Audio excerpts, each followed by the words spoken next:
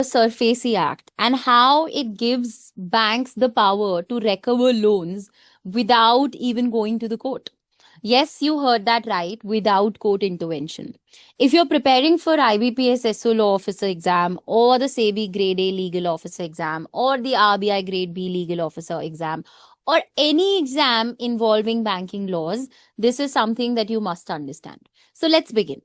To understand as to why SARFAESI Act was introduced, let's go back a bit. Before SARFAESI Act came into force in 2002, banks had very limited options to, recover the loans. Right?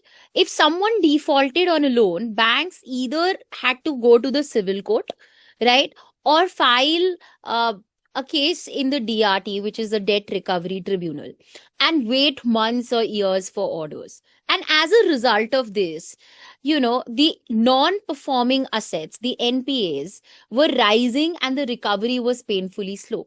So to give banks more teeth, especially when secured loans are involved, the government basically brought in the SARFAESI Act, right, which is short for the Securitization and Reconstruction of Financial Assets and Enforcement of Security Interest Act of 2002.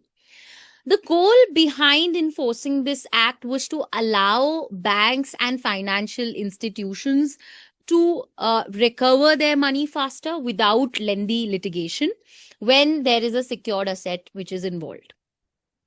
Now, SARFAESI